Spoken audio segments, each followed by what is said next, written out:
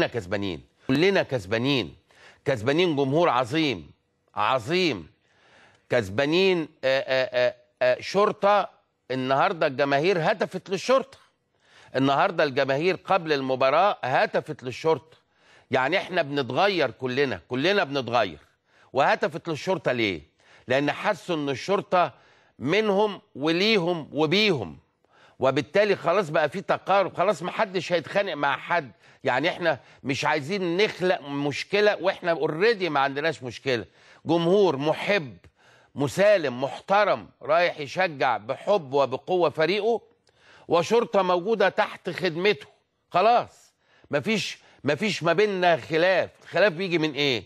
لو حد فلتان جوه الجمهور رمى شمروخ، رمى كذا رمى كذا، عمل مناظر من اللي انتوا عارفينها، الحكاية الرواية، خلاص لازم هنا الشرطة تتدخل لحماية باقي الجماهير. لكن إذا الجمهور نفسه قدر إن هو يظبط أموره بمعرفته، وقدر إن هو يرشد من سلوكياته علشان مصر تعيش في أمان وسلام، عمر إطلاقا ما هيحدث أبدا أي احتكاك بين الشرطة وما بين الجماهير. بل بالعكس، ده هتبقى الشرطة اللي هم أصحابكم وإخواتكم وأصدقائكم هيبقوا معاكم وليكم وبيكم، ومعاكم في المدرج، ومعاكم على البوابات، ومعاكم في كل مكان، لأن كلهم أصدقاء. انتوا كلكم مع بعض أصدقاء، عمرنا ما هنحتاج أبدا أبدا أبدا.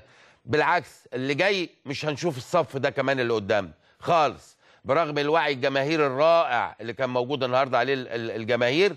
لكن أنا عارف شوية شوية مش هنحتاج خالص المجموعة اللي احنا شايفينها قدامنا دول من رجال الشرطة على الإطلاق. ما كناش النهارده بفضل الله محتاجينهم، لأن السلوكيات كانت رائعة رائعة رائعة. ده الحقيقة المكسب الكبير النهارده.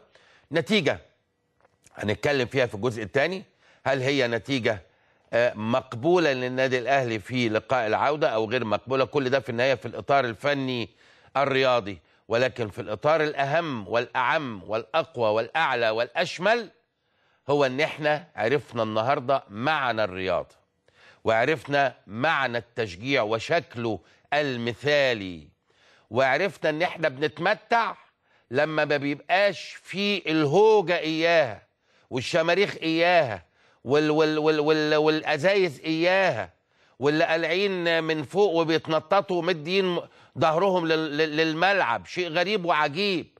عايزين نتعلم وننطلق للامام، ودي دعوة.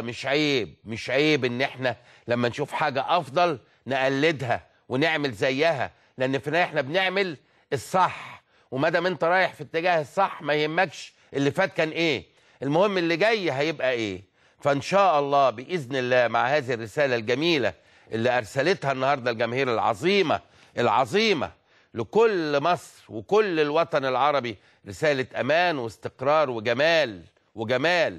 لاعيبه تونس هيروحوا تونس يحكوا، وكل الوكالات هتتفرج وتقول، وكل الدنيا هتتكلم عن الأمان والسلام اللي أرسوه النهاردة الجماهير. وأنا بركز في كلامي قوي في الانترو ده على الجماهير الجميلة العظيمة. معانا يوسف عثمان، وهو أيضا كبير مشجعي السويس اللي كان موجود النهاردة في برج العرب بيقود المجموعة بتاعته. يا يوسف مساء الأنوار. مساء الخير يا كابتن مدحت. يعني قول لي النهاردة كان معاك مجموعة قد ايه من السويس؟ كان معايا حوالي النهارده بتاع 70 واحد كده. قول لي قعدتوا فين وقلتوا ايه وانطباعك ايه؟ والله يا كابتن انا اول حاجه بس عايز ابلغ تحياتي وشكري لجماهير الاتحاد السكندري وشعب اسكندريه العظيم على حسن استقباله لجميع الروابط، مش من النهارده بس، من امبارح. استقبال غير عادي، وده مش جديد على جمهور الاتحاد السكندري العظيم. يعتبر الحدث الكبير او المكسب من المباراه بغض النظر عن النتيجه، لان طبعا النتيجه توفيق بتاع ربنا كابتن. نعم. يعتبر توفيق اوضاع جديده النهارده. بنقنن اوضاعنا بشكل جميل قوي قوي قوي بغير اتفاق غير مسبق. قعدنا مع بعض الجماهير كلها وتعهدنا كلنا ان احنا نطلع المباراه بشكل كويس، لان في الاول والاخر النهارده الاهلي بيمثل مصر. وبالتالي اعتقد يا يوسف ان شاء الله دي هتبقى بدايه لسلوكيات طبيعيه رياضيه. بص يا كابتن، هي دي بدايه، بس انا عايز اقول لحضرتك جميع النهارده الناس كانت موجوده من جميع الالوان. يعني في ناس النهارده محبين للنادي الاهلي موجودين في المدرج، في ناس النهارده واقفه بالساند تضامنا مع الاطرس اهلاوي داخل الملعب وليس خارجا. نعم. يعني النهارده في ناس جايه موجوده عشان بتحل جزء او بتحل مكان فراغ للاطرس الاهلاوي اللي مش موجود ومسانده. نعم. المكسب النهارده يا كابتن الروح الرياضيه اللي بين الجماهير. أيوة. النهارده كان في ناس موجوده من الاسماعيليه على فكره معانا. أيوة. كان في ناس موجوده من المحله. انا عايز اوجه من الزمالك قدامي هم، العالم الزمالك قدامي اهو. انا بكلم حضرتك ومعايا ناس من الوايت نايس يا كابتن على فكره. جميل. حاليا معايا واحنا قاعدين في الريست في اسكندريه. أيوة. معايا ناس من الوايت نايس. جميل جميل. موجودين وكلهم على فكره سعداء جدا بالتوحيد. والناس بامانه يا كابتن انا كنت حاسس الاول الناس كانت بتفكر بقلبها، لا النهارده الناس بتفكر بعقلها بجانب قلبها. واذا كان في شكر ممكن يوجه للحاج عصام او لحميدو، فالشكر الخاص لعادل شكل الراجل اللي اتحمل الالام والحزن وصمم ان هو يحضر مباراه طبعا بضغط مننا وكان ليه دور ايجابي.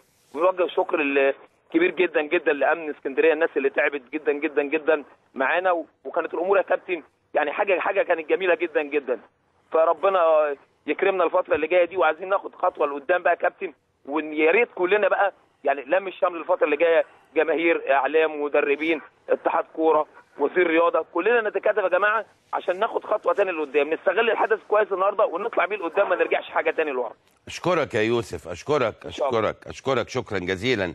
ده يوسف عثمان وهو كبير مشجعي رابطه السويس، وزي ما بيقول معاه مجموعه من الوايت نايتس اللي هم مشجعي نادي الزمالك. كان موجود ايضا اليالو دراجونز من الاسماعيلي، اليالو دراجونز كانوا موجودين. قطعا كل روابط اسكندريه كانت موجوده، شيء جميل. وقال لك احنا كمان كنا جايين نعوض وعدم وجود الالتراس. يعني احنا هنا بندعو بقى كل الشباب، شباب الالتراس والالتراس وينرز والالتراس ديفلز واسكندريه واسماعيليه والمحله وكل الدنيا عايزين نعود مرة تانية بمصرنا، ونعود بقيمة التشجيع الجميل، التشجيع المثالي، التشجيع الحلو. احنا عمرنا ما شفنا ماتش كورة حلو زي ده. مش عارف تتفقوا معايا ولا لا. ماتش كورة تحفة. كنا بنشوف النادي الاهلي كل 3-4 دقايق عند الجون. ليه؟ ما عليهمش ضغوط عصبية.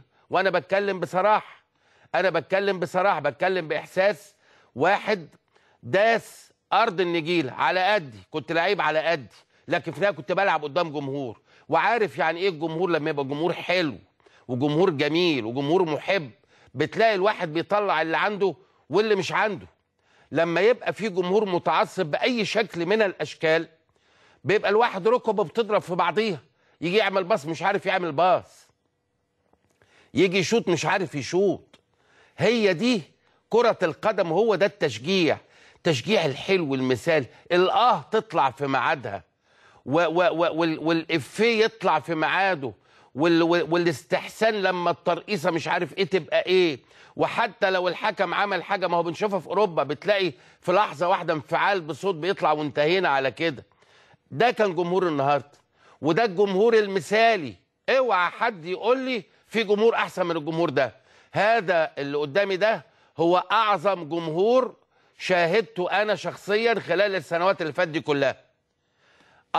في حاجات جميله جدا للروابط بيعملوها، اللي هي المقدمات والدخلات والكلام ده كله، لكن احيانا يبوظها بعض السلوكيات اثناء المباراه، من هتافات خارجه، من الفاظ خارجه، من شماريخ خارجه، من حجاره خارجه، من كنز ولا ازاز خارجه.